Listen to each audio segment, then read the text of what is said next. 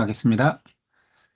하나님 감사합니다. 오늘도 말씀 속에 말씀으로 임재하시는 하나님의 섭리를 믿습니다.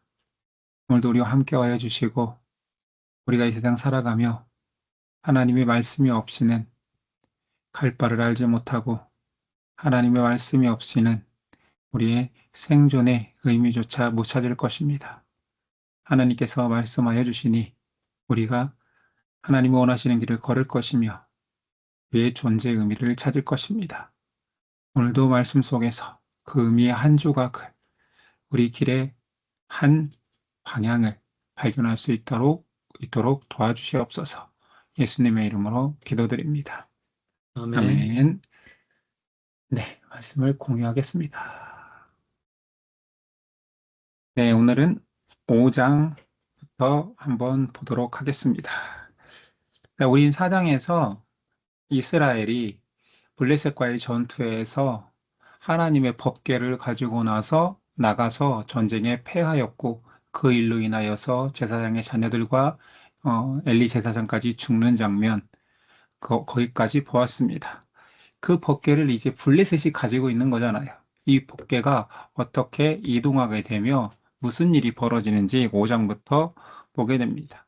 5장 장제목은 법궤에 이동하는 블레셋의 지명 이름이에요. 아스돗에서 가드로 에그론으로 법궤가 옮겨진다라는 블레셋의 다섯 성읍 아가의 아가로 외웠던 그 한번 지도에서 한번 볼까요? 어, 처음에 간 곳은 이게 에베네셀 이 여기서 전투를 벌였고 실로에 있던 법궤를 가지고 전쟁에 참여했잖아요.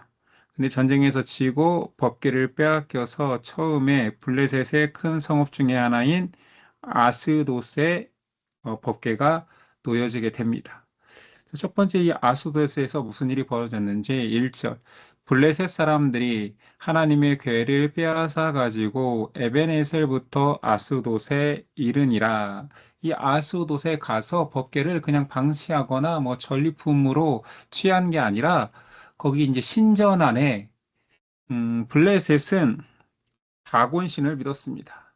그래서 다곤 신전 안에 같이 그 법궤를 넣어놓은 거예요. 왜 다곤 신전에 법궤를 넣었느냐? 글자가 좀 깨지네요.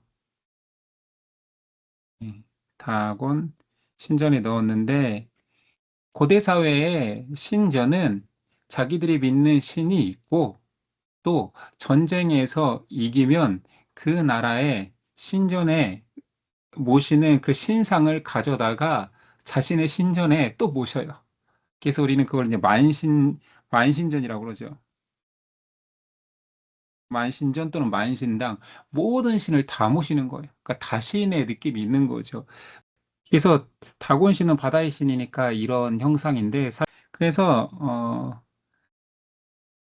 이 만신전 속에 여호와의 법궤도 넣는 거예요. 왜 그러냐면 당시에 이스라엘의 신은 그러니까 이방인들이 볼 때에는 블레셋 입장에서는 자신은 바다의 신을 가지고 있는 거예요. 근데 싸움에서 이겼고 전리품으로 그들이 생각하기에는 법궤가 신상과 같이 제사장들이 가져왔으니까 신상처럼 여기는 거니까 이 만신전 속에 여호와의 법궤를 넣으면 여호와의 신의 힘도 우리가 얻을 수 있겠구나. 어, 이방인들 블레셋 입장에서 여호와는 어떤 신이냐면 모세가 시내산에서 하나님의 계시를 받았기 때문에 산의 신이라고 믿었어요. 그러니까 그들 입장에서는 이제 바다의 신도 자신들이 다곤 신으로 가지고 있고 여호와라는 산의 신의 힘도 이제 만신전 속에 모시면 가질 수 있을 거라고 생각한 거죠. 그래서 법궤를 아소돗에 있는 다곤 신당에 둔 거예요. 그런데 같이 뒀더니 자고 일어났더니 첫 번째 뭐가 일어났냐면 여기 있는 다곤 신상이 바닥에 떨어져 있는 거예요. 그리고 그 다음날 이상하다. 왜 우리의 신상이 넘어져 있을까 하고 세워놓고 또 다음 날 되니 이 4절에서 6절 내용이 있는 것입니다. 그 이튿날 아침에 그들이 일찍 일어나 본즉 다곤이 여호와의 궤 앞에서 또다시 엎드러져 얼굴이 땅에 닿았고 그 머리와 두 손목은 끊어져 문지방에 있고 다곤의 몸뚱이만 남았더라. 자, 또다시 엎드러졌던 거예요. 다음 날.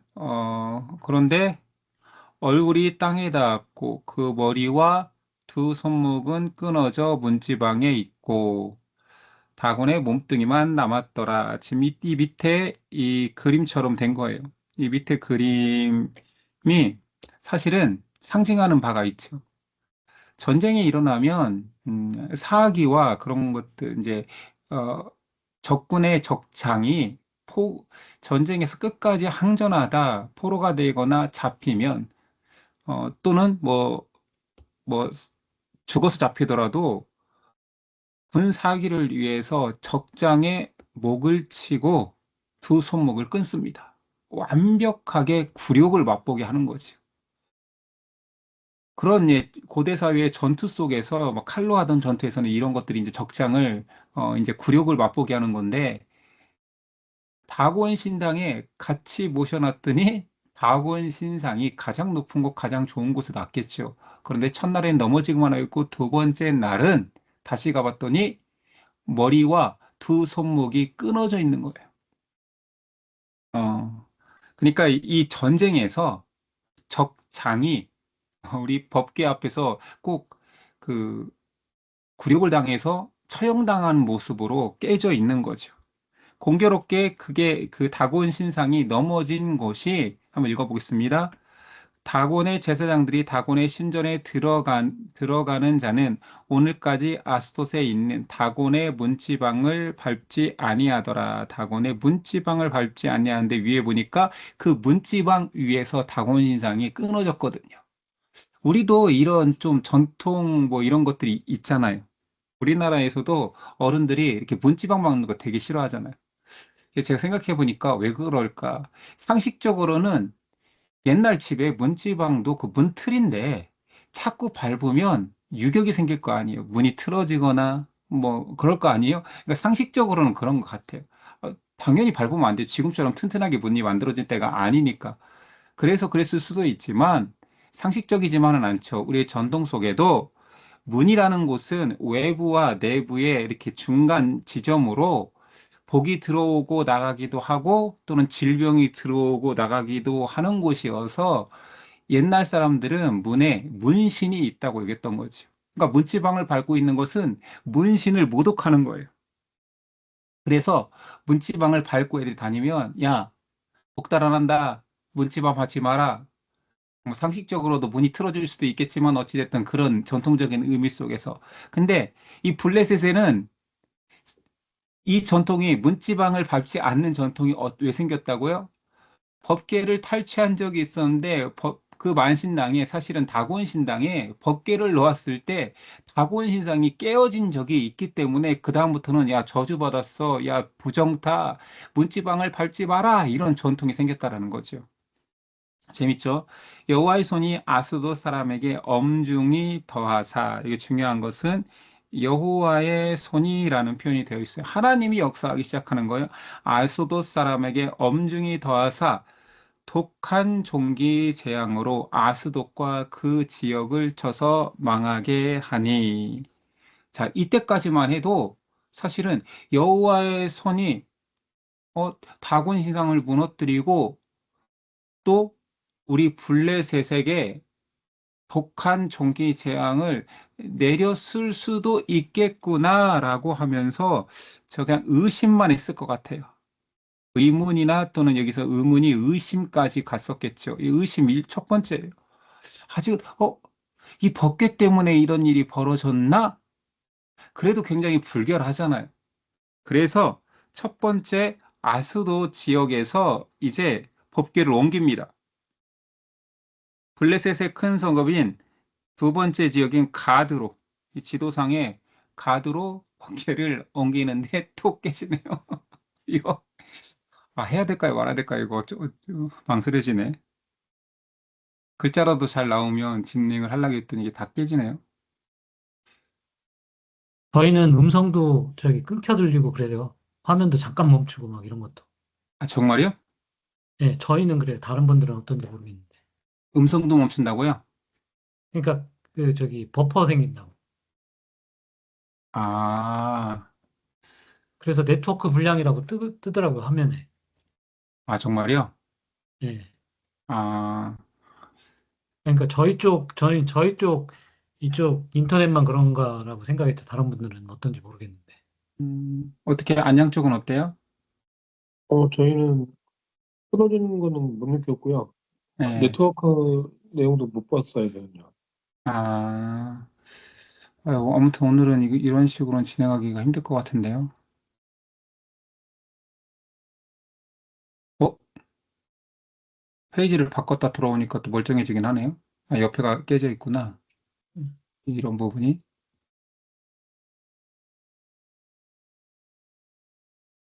근데 이상하긴 하네요. 이런 테스트하면 또 잘 돼. 이러다 말고 아무튼 계속 수학 시간에는 진행을 했는데, 아, 참. 마지막으로 한 번 더 시도해보고, 그래도 또 이렇게 오늘 잘 맞춰줄 수도 있으니까, 오랜만에 만났는데 아쉬워서 마지막으로 또 진행하다가 글자가 깨지면 오늘은 여기까지만 하고, 여기까지가 아니죠. 다음 시간에 다시 해야 될 것 같다라는 생각이 드네요. 시간도 벌써 흘러갔고. 그래서 아수도세 사람들이 이게 긴가민가 하는 것이요. 하나님의 여호와 신의 재앙이 내려왔는지 긴가민가 해서 아스도에서, 아스돗에서 가드로 법궤를 옮깁니다. 두 번째 법궤 머무는 장소가 이제 가드로 바뀌는 거지요. 한번 읽어보겠습니다. 이에 사람을 보내어 블레셋 사람의 모든 방백을 모으고 이르되 우리가 이스라엘 신의 궤를 어찌하랴 하니 그들이 대답하되 이스라엘 신의 궤를 가드로 옮겨가라 하므로 이스라엘 신의 궤를 옮겨갔더니 그것을 옮겨간 후에 또다시 여호와의 손이 심히 큰 환난을 그 성읍에 더하사 성읍 사람들의 작은 자와 큰 자를 다 쳐서 독한 종기가 나게 하신지라. 자, 이번 두 번이잖아요. 두 번째 똑같은 일이 벌어지니까 아마 또 한 번 생각했겠죠. 아, 이게 법계가 다닐 때마다 왜 이런 돌림병, 이런 것들이 생기지 해서 이때까지 확신은 아니어도 아, 설마 또 법계 때문인가 해서 세 번째 법계를 에글론으로 옮깁니다. 자, 에글론에서 무슨 일이 벌어졌을까요? 10절 이하입니다. 이에 그들이 하나님의 궤를 에그론으로 보내니 하나님의 궤가 에그론에 이른즉 에그론 사람이 부르짖어 이르되 그들이 이스라엘의 신의 궤를 우리에게로 가져다가 우리와 우리 백성을 죽이려 한다 하고 이에 사람을 보내어 블레셋 모든 방백을 모으고 이르되 이스라엘의 신의 궤를 보내어 그 있던 곳으로 돌아가게 하고 우리와 우리 백성이 죽임당함을 면하게 하자. 이는 온 성읍이 사망의 환난을 당함이라. 거기서 여호와의 손이 엄중하심으로 죽지 아니한 사람들은 독한 종기로 치심을 당해 성읍의 부르짖음이 하늘에 사무쳤더라. 자, 이쯤 되면 아무리 바보라도 이게 우연이 아니라는 것을 알게 되는 거죠. 자, 아스돗에서 시작한 법궤 이동이 아스돗에 하나 그들이 고백하는 거예요. 여호와의 손이 이것은 그냥 있었던 일이 아니다. 신이 우리를 건드렸다. 독한 종기로 우리를 망하게 한다. 그래서 가드로 옮겼는데 가드에서도 똑같은 일이 벌어지고 그래서 에그론까지 옮겼는데 에그론에서도 똑같은 일이 벌어지니 이것은 우연이 아니라 그들이 고백하고 두려워했던 것처럼 여호와의 손이 우리를 어, 독한 종기로 치신다라고 확신하게 된 거죠. 자, 사실은 법계가 하나님은 아니에요. 그쵸? 그리고 오히려 법계를 하나님의 권능으로 그 자체 하나님의 인재의 상징인 법궤를 잘못된 믿음으로 먼저 사용한 것은 이스라엘 백성입니다. 전쟁에 법궤를 가지고만 가면 이길 것이라고 해서 하나님이 오히려 전쟁을 지게 했었죠. 그래서 이스라엘 백성들은 그 일 이후에 한 에피소드를 남겼으니 엘리의 손자가 나오는데 그 이름을 이가봇이라고 했어요. 여호와의 영광이 떠났다. 자, 이가봇이라고 고백했죠. 그런데 지금 이스라엘은 하나님의 영광이 떠났다 고백하는데 지금 하나님의 손, 하나님의 영광, 하나님의 섭리가 어디서 나타나고 있냐면 블레셋에서 나타나고 있는 거예요. 하나님의 영광이 지금 여기 있는 거예요. 이 또한 법궤가 거기 있는 게 아니라 법궤가 없기 때문에 하나님의 영광이 이스라엘에서 떠나고 지금 블레셋에서 역사하고 있는 게 아니라는 거죠. 법궤는 하나님 임재의 상징일 뿐입니다. 여기서 말하고 싶은 것은 하나님은 살아계시고 역사하시는 하나님이라는 거죠. 이곳에 이스라엘에 존재하는 하나님도 아니요. 블레셋에만 존재하는 하나님도 아니라는 거예요. 하나님은 살아서 어디든지 역사하시는 하나님이라는 것이요. 법궤라는 상징적인 임재의 장소를 통하여서 하나님이 말하고 싶은 것은 살아계신 하나님이 말씀하시고 살아있으니까 말씀하실 수 있는 거죠. 그리고 블레셋이 믿고 있는 다곤 신은 오히려 우상이고 그 우상을 섬기는 그 다곤 신을 내가 그 우상을 목을 치고 손을 떨어뜨려서 다 부셔버릴 것이다. 그건 신이 아니라 사람이 만든 우상임을 블레셋에서 5가지 하나님의 영광을 드러내신 거지요. 사람은 사실은 전쟁을 이기기 위해서 하나님을 이용하려고 했지만 하나님은 하나님의 일을 하시고 하나님의 영광을 어디서든 드러내십니다. 지금 법궤가 블레셋에 있기 때문에 이스라엘이 지금 하나님이 없는 공백의 상황에 있는 것이 아니에요.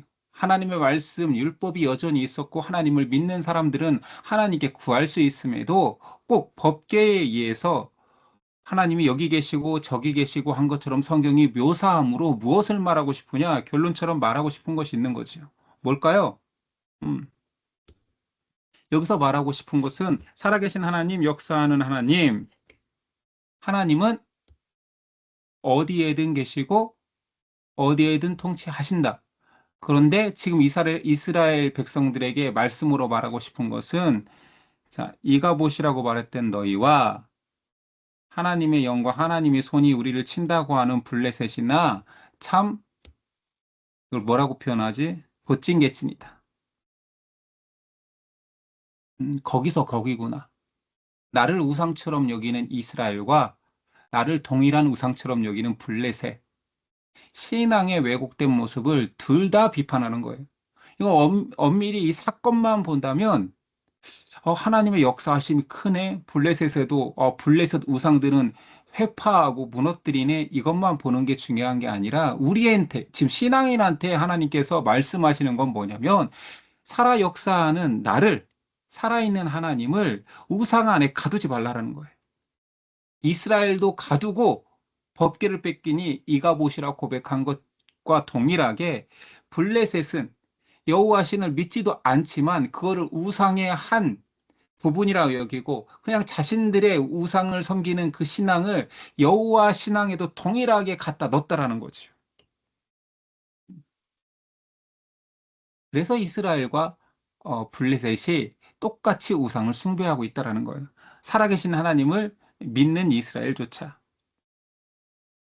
자, 6장 한번 보겠습니다. 자, 그래서 그러면 이제 블레셋 사람들은 이 큰 성읍 3곳이 하나님의 재앙이 임하니 어떻게 했느냐? 이제 진짜 전전긍긍하겠죠. 어디다 놓을 수도 없고 놓으면 하나님의 저주가 임할 것 같고 두려워하던 그들이 꾀를 낸 것이 자, 6장에 나옵니다.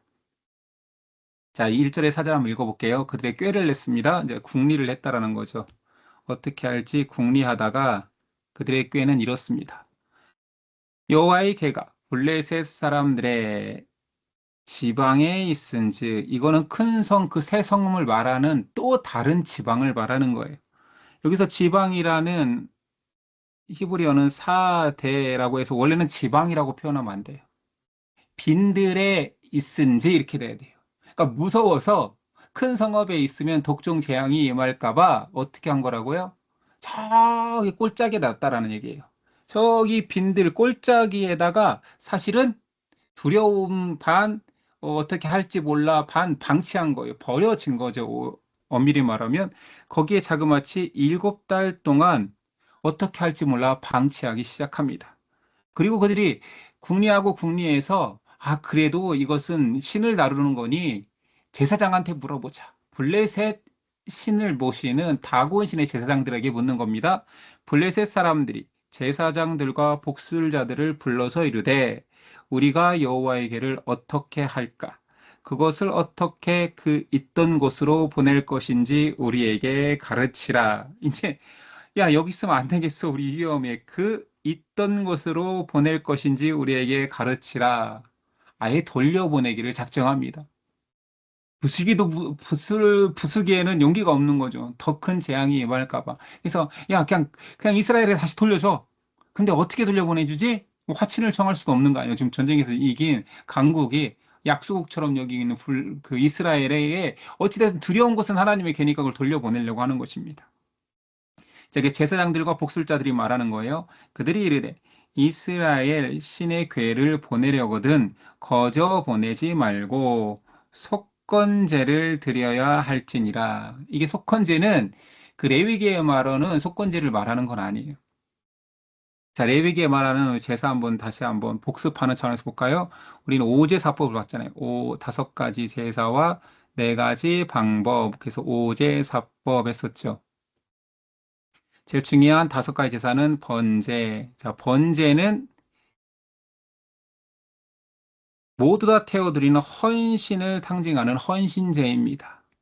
자, 소제는 감사하는 감사제죠. 자, 번제, 소제, 화목제는 하나님과 사람의 화목, 또는 사람과 사람의 화목까지도 그 하나님과의 관계 속에서 이룬다라는 화목의 의미가 그 이름처럼 있는 거죠. 속죄제는 대속, 죄를 속하는 제사고, 그리고 속건제 기억나십니까? 이게 허물건자예요. 허물을 속한다. 그래서 여기서는 속죄제는 피해 보상의 의미가 강해요. 단순히 어떤 사람을 해하거나 또는 여호와의 법령을 해했을 때 또는 성물을 해했을 때 그것을 물어내 줄 뿐만 아니라 그 잘못한 거에 대해서 배상, 그래서 보상, 배상의 느낌이 강해요. 여기서 말하는 속건제는 레위기의 그 율법에 속건제를 드려야 된다는 게 아니라 우리 배상해야 된다 이런 느낌이에요. 우리 그냥 보내면 안 돼. 야, 거저 보내면 이거, 야, 신이 노했는데 거저 보내면 안 되지. 나름 이들은 상식적으로 생각하는 거예요. 속건제를 드려야 한다. 그래서 그들이 속죄제로 삼는 것이 여호와의 율법에 나오는 속건 제물이 아닌 거죠. 자, 얼마나 그 세상에 사람들의 생각이 잘 드러나는지 한번 봅시다. 야, 속건제를 드려야 할지니라. 그리하면 병도 낫고 그의 손을 너에게 옮기지 아니하는 이유도 알리라 하니, 그들이 이르되 무엇으로 그에게 속건제를 삼을까 하니. 자, 속건제를 이제 뭘로 드릴까요 했더니 블레셋 사람의 방백의 수요대로. 자, 블레셋은 무슨 방백? 블레셋의 5방백 여기 써 있네요. 아가의 아가 기억나죠? 아가의 아가. 앞글자로 외웠던 아가애가 5방백의 수요대로, 그러니까 5개씩을 준비해야 돼. 너희가 독종이 걸렸잖아. 우리가 저주의 그 원흉이었던 독종을 금으로 만들어서 5개씩.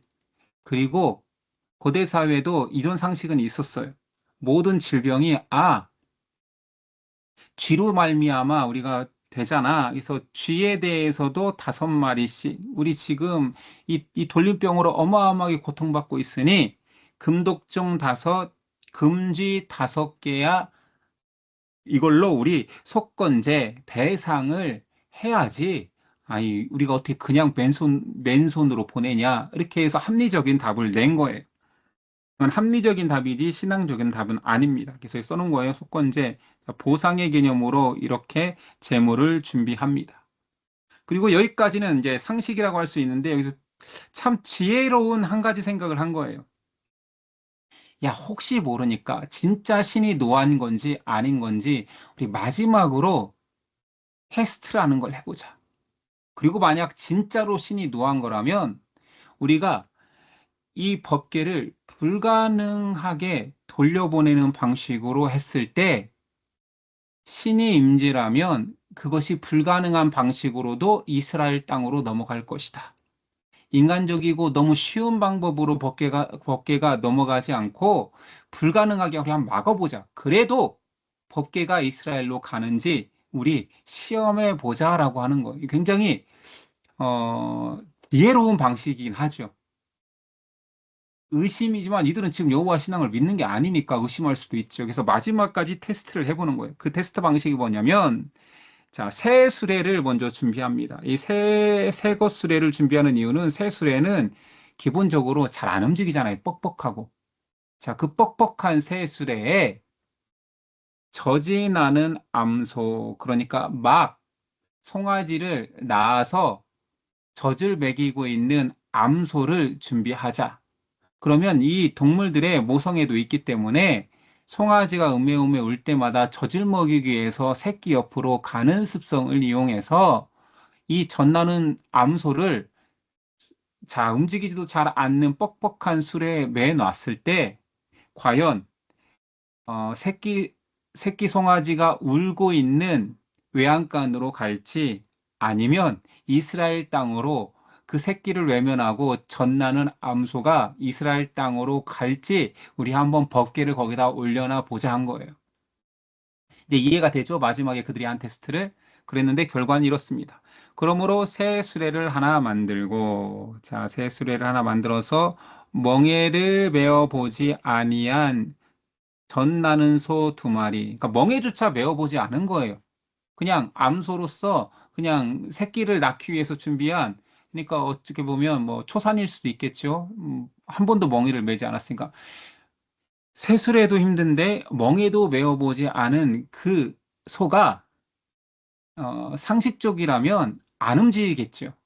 그리고 만약에 움직인다고 하더라도 송아지 소리가 나는 곳으로 가야 하는데 그렇게 메우고 뭐 법궤를 올려놔 봤더니 그 송아지들을 떼어 집으로 돌려보내고 여호와의 궤를 가져다가 수레에 싣고 속건제로 드릴 금으로 만든 물건들을 상자에 담아 궤 곁에 두고 그것을 보내어 가게 하고 보고 있다가 만일 궤가 그 본 지역을 올라가서 벳세메스로 가면 이스라엘 땅 벳세메스인 거예요. 벳세메스로 가면 이 큰 재앙은 그가 우리에게 내린 것이요. 뭔 말이에요? 이거 불가능한 일이 이스라엘 땅으로 만약에 간다라면 길을 따라 벳세메스로 간다라면 이것은 신이 섭리한 게 맞다.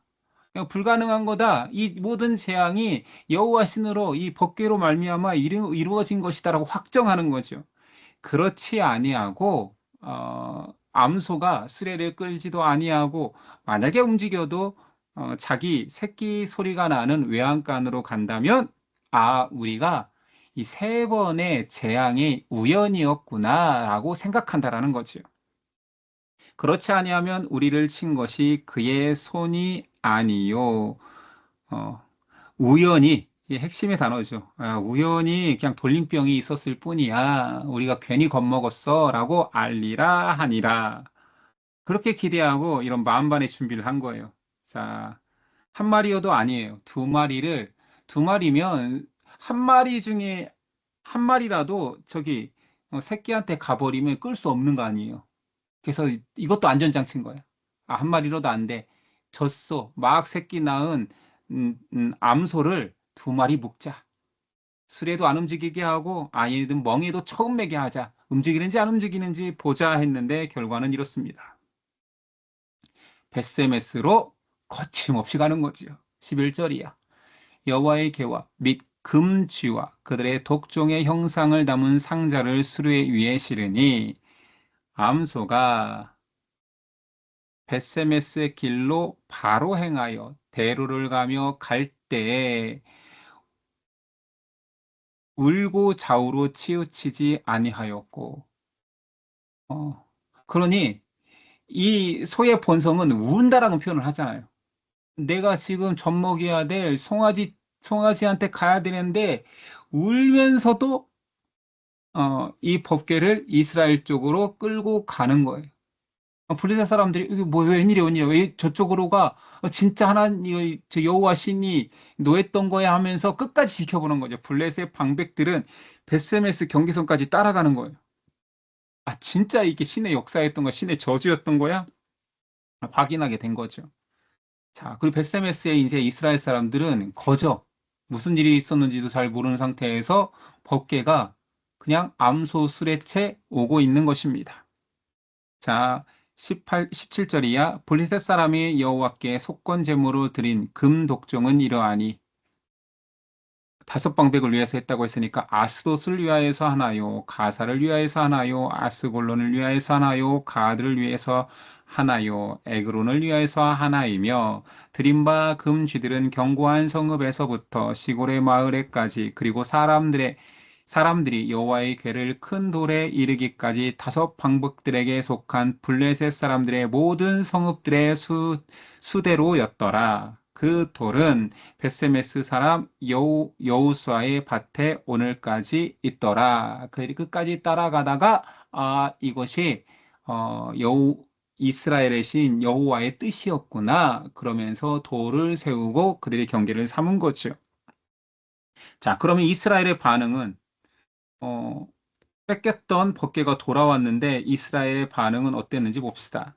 자, 베세메스라는 지역을 좀 우리가 알아야 돼요. 베세메스는 이제 찾아보면 여기는 레위인이 많이 살던 곳이에요. 레위인이 산다라는 것은 율법을 지키고 또는 성전 봉사를 하던 사람들이었기 때문에 레위인이라면 응당 자신들이 성막 봉사를 하는 사람들이어서 법궤를 어떻게 다루어야 되는지 어떻게 간수해야 되는지 다 알고 있는 사람들의 성읍에 이 법궤가 자동으로 소에게 역사하셔서 하나님이 인도하신 거예요. 아무한테나 가면 법궤가 이스라엘 사람들도 하나님의 뜻, 어, 율법에 저촉되는 행동을 죄를 지을 수도 있잖아요. 그래서 하나님이 섭리하신 거예요. 레위인이 많이 사는 벳세메스로 하나님께서 인도하셨습니다. 자, 근데 이스라엘이 베세메스 사람들이 어떻게 행동했냐면 여호와의 궤를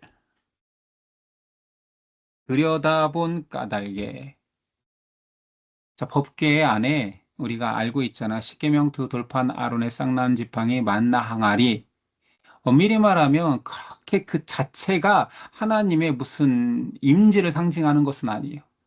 하나님의 임재의 상징은 법궤의 뚜껑에 있는 두 그룹이 날개로 이렇게 감싸고 있는 법궤 뚜껑과 같은 그 시은좌라고 하나님이 임하시는 은혜의 자리라고 했던 그곳이 의미가 있는 거죠. 장소적인 얘기를 한다라면. 그 법궤 안에는 이스라엘의 불순종의 가장 큰 그 사건들을 기억하라고 넣어놓은 것들이에요. 법궤 돌판을 받을 때 금송아지를 만들었지요. 리더십을 하나님이 세우신 리더십을 인정하지 않아서 아론과 모세에게 대항하였던 사람들, 그들을 치기 위해서 그 증표로서 아론의 쌍난 지팡이가 있었지요. 하나님께 먹을 것을 달라고 하나님께서 다 준비하실 텐데 배고프다고 떼쓰다가 결국은 징계를 받은 이후에 만나를 받은 것처럼 불순종의 상징들이 그 안에는 있는 거예요. 그러나 그 모든 것들을 하나님은 감싸고 쉬운 자로 덮으신 거지. 그렇지만 그것을 들여다볼 수는 없는 거예요. 왜냐하면 법궤라는 것은 한번 지성소 안에 들어가면 1년에 대속죄일 날 대제사장만 들어갈 수 있고 대제사장만 사실은 지성소에 있는 법궤를 볼 수 있는 것이죠. 그런데 이들이 뭐 했다고요? 그 궤를 뚜껑을 열어서 들여다봤나 봐요. 블레셋 사람들이 아니요. 베세메스에 있는 사람들인 거예요. 이스라엘 레위인이 그 짓을 한 거예요. 이것을 뭘 말합니까? 그들이 오랜만에 법궤가 와서 뭐 잔치하려고 그런 것도 아니야. 그냥 뭐라고 해야 될까요? 그냥 하나님의 임재를 상징하는 법궤를 소홀히 하는 거예요. 무슨 말인지 알겠어요? 어, 그냥 대수롭지 않게 여기는 거예요. 그냥 볼거리? 웬일이야, 이게 왜 법궤가 우리가 빼앗겨서 그렇게 우리가 통탄에 맞지 않았던 법궤가 왔어? 진짜, 어디 한번 보자. 한번 뚜껑 열어봐. 진짜 법궤인지 보자. 뭐 이러 있는지도 모르겠어요. 하나님 보시기에 그들의 태도가 진짜 불경했다라는 거지. 감사하며 찬양한 것도 아니잖아요. 그냥 법궤를 다 같이 와서 들여다본 거야. 그래서 이루어진 일이 이건 이제 사본마다 여러 가지 성경은 원본을 얻고 사본으로 전해지는데 사본에 두 가지 사본이 전해지는 거예요. 5만 70명이 죽었다는 사본이 있고 이 5만이 빼고 70명이 죽었다라는 사본도 있기 때문에 5만을 가로친 거예요. 5만 70명이 죽었다면 아마 성읍 전체 모든 사람들이 다 죽었겠죠. 제 상식에서는 그 법궤 때문에 막 들여다보는데 5만 70명이 어떻게 들여다봤겠어요? 아니면 몇 사람이 함부로 하는 그 모습 때문에 그 성읍을 다쳤다라면 5만 70인일 것이고 상식적이라면 그 법궤를 그냥 경홀히 여기고 함부로 들여다보거나 막 웃고 떠들고 있던 그 주변 70명이 죽은 거겠지요. 어찌됐든 70명이 죽었다라는 사실입니다. 왜 죽었다고요? 여호와께서 백성을 쳐서 크게 사륙하셨으므로 백성이 크게 울었더라. 여호와께서 치신 거예요. 그래서 이것을 또 옛날 어른들 제가 교회 다닐 때 그랬거든요. 강대상에 함부로 올라오지 말라.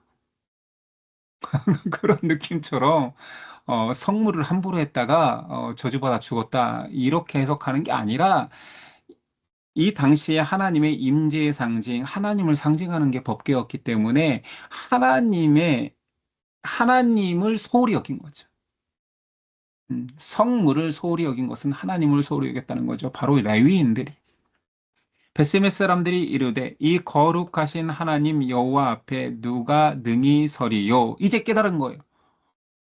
5만 70명이 죽은 다음에 야 우리가 하나님 앞에 언제 우리가 떳떳이 섰었냐. 봐라 함부로 법궤를 막 만지고 그래서도 안 됐잖아. 제사장만 법궤를 만지고 옮길 수 있잖아. 그것도 어깨에 메고 아무나 건들 수도 없는 건데 우리가 함부로 했구나. 벌써 우리가 말씀을 잊어버렸구나. 이것을 이제서야 고백하는 거예요. 꼭 혼나고 나서야 징계를 받고서야 되돌리는 거지. 그를 우리에게서 누구에게로 올라가시게 할까 하고 전령들을 기럇 여아림 주민에게 보내어 이르되 블레셋 사람들이 여호와의 궤를 도로 가져왔으니 이거 어떻게 해야 됩니까? 이제 이스라엘 지도자들에게 물어봤겠죠. 너희는 데려와서 그것을 너희에게로 옮겨가라. 자, 이것을 베세메스 사람들이 저주받은 걸 본 이후에 기럇 여아림 주민들에게 보내었어요.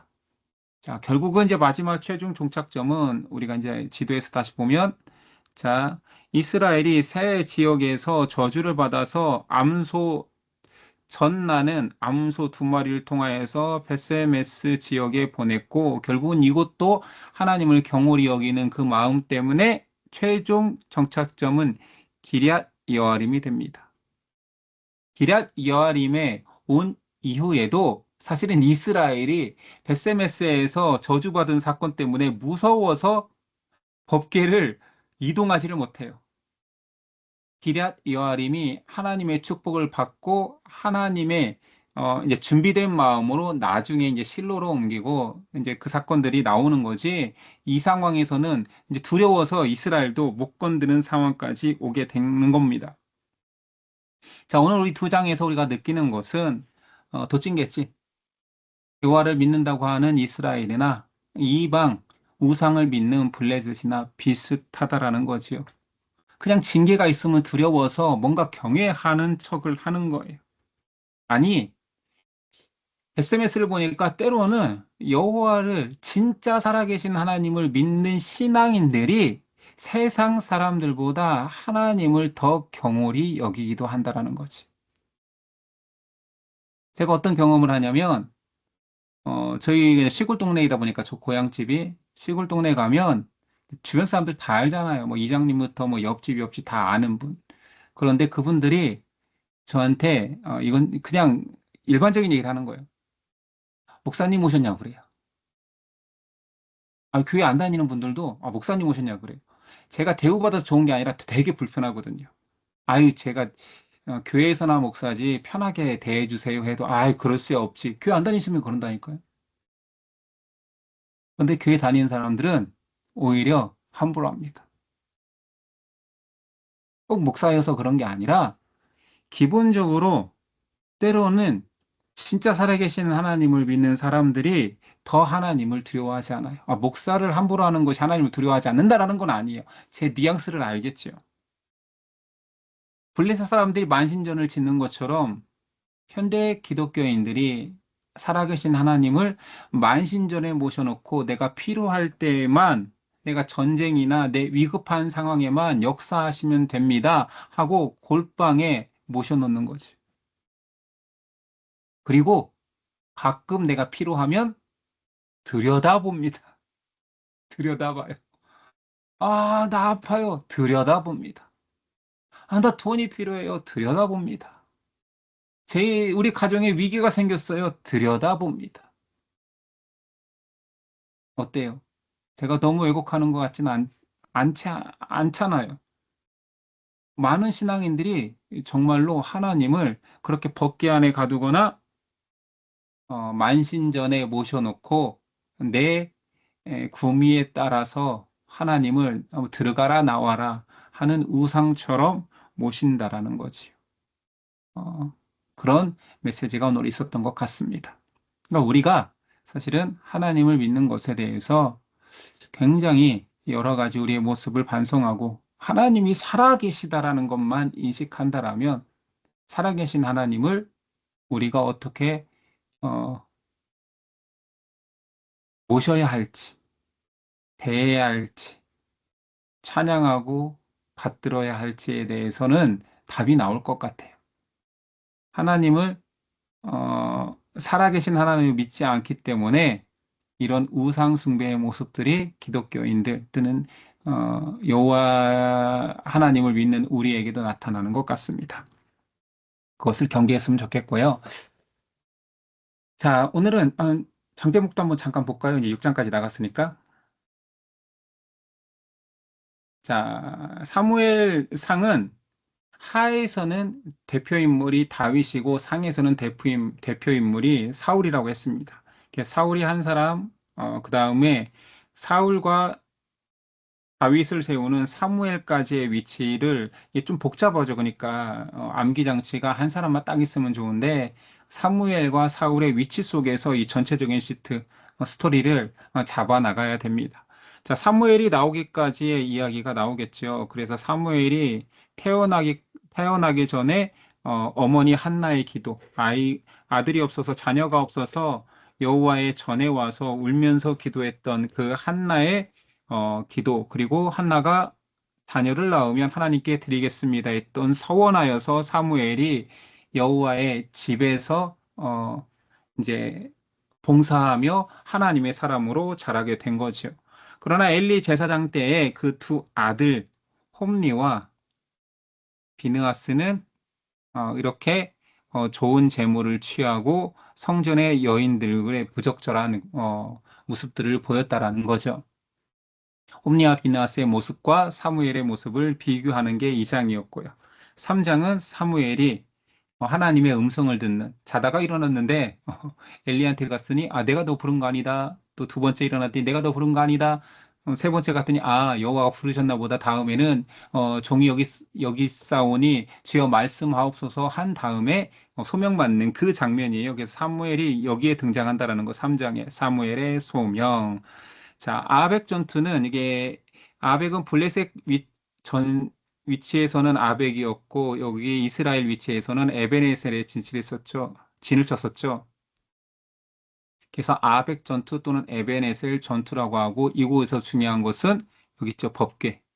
법궤가 빼앗겼다라는 것입니다. 4장에 그래서 장제목은 실로 법궤를 진으로 가져와서 뺏긴 것까지 나오고요. 이 법궤가 뺏겼는데 이제 이 암소 두 마리가 오늘 나오잖아요. 이 암소 두 마리의 수레에 실려 있는 이 법궤. 블레셋에 이동한 지명이 써 있어요. 첫 번째 아스돗에 있다가 가드로 갔다가 에그론으로 갔다가 이 독종 이 작은 게 독종인 것 같고요. 금독종, 그다음에 금쥐 이것을 속건제로 드린 장면이 이 5장에 있었고 5장에 그 저주들을 받았고 6장에 베세메스로 암소가 이동하는 됐죠. 그러니까 이제 특징적인 것들을 우리가 외울 때에는 사무엘 소명장 3장 자, 베세메스 투 암소, 베세메스로 가는 암소 6장. 오늘 여기까지 했지만, 그렇지만 중요한 것은 이제 사울이 이때는 소심했던 사울이니까 짐 사이에 숨어 있던 사울이 10장에 있다라는 것을 이 전체 시트에서는 기억해야 된다라는 것입니다. 오늘 내용 한번 퀴즈 해보자. 자, 여러분들이 음성을 켜시고 이제 한번 맞춰보도록 해보십시오. 블레셋 사람들이 처음 하나님의 궤를 어디로 옮겼나요? 아스도. 아스돗에 그 다시다 아니 다곤신당 예, 뭐 다곤신전 전에 뭐라고 하신 거예요? 예, 아스돗 다곤신전. 자, 블레셋이 어, 어, 궤를 다곤신상 옆에 놓아두었다가 일어난 일은 무엇입니까? 첫째는 먼저 쓰러지. 쓰러졌어요. 예, 첫 번째는 쓰러졌고 두 번째는 손목이 끊어져. 머리와 땅에 팔이 나왔고 네, 머리와 손목이 끊어져 문지방에 있고 예, 또 이만 맞습니다. 남았. 넘어졌는데 문지방에서 지방에서 목과 팔들이 다 잘린 팔이 상태였죠. 자, 언약궤를 빼앗아간 블레셋 사람들에게 하나님은 어떤 재앙을 내리셨나요? 독한 종기. 예, 좀 악성, 종기, 독한 종기. 아스돗 사람들이 자기들에게 하나님의 진노가 임하자 궤를 어디로 보냈나요? 가지. 예, 가드로 보냈습니다. 그 다음에 또 가드 사람들도 똑같은 일이 일어나니까 에그론으로 보냈지요. 자, 여호와의 궤는 블레셋 지방, 아니, 여호와의 궤가 블레셋 지방이라고 표현되어 있어요. 저는 이제 그걸 빈들 또는 저기 외곽이라고 표현했는데 거기에 있었던 기간은 7개월? 7달. 예, 예, 맞습니다. 7개월이에요. 7달. 블레셋 사람들이 궤를 이스라엘에게 돌려주기 전에 하나님께 무엇을 드려야 된다라고 했나요? 속건제. 예, 여기서 석권제는 배상의 개념이었습니다. 그래서 방백들의 수요대로 5개씩 금으로 독종 모양과 쥐 모양을 준비했었죠. 블레셋 사람들은 마지막으로 새 수레와 전 나는 암소를 통해 여호와의 궤를 어디로 보냈습니까? SMS 네, 근데 안타깝게도 베세메트 사람들은 어떤 죄를 지었기에 5만 70명이나 죽었습니까? 들여다 들여다보세요. 예, 뭘요? 법궤를 예, 어깨를 이런 표현 넣으면 좋을 것 같아요. 법궤를 함부로 들여다봤다. 하나님을 경홀히 여긴 거죠. 자, 베세메스 사람들은 그래서 여호와의 궤를 다시 어디로 보냈습니까? 기리안 여야 계란 열한 맞아. 예, 맞습니다. 오늘 마지막 내용이 기레한 여아림이었죠. 자, 오늘 장제목 6장을 했으니까 한번 떠올려 봅시다. 한나의 서원은 몇 장? 1장 1장, 사무엘의 소명은 몇 장? 3장, 그렇죠. 베세메스로 가는 암소는 몇 장? 6장 예. 기름 부음 받은 사울은 몇 장? 10장 네, 10장. 맞습니다. 그래야 이거 시트가 들어온다라는 거. 자, 오늘 잘 하셨고, 오늘 여기까지 할게요. 제가 기도하고 마치겠습니다. 하나님, 이스라엘 모습들은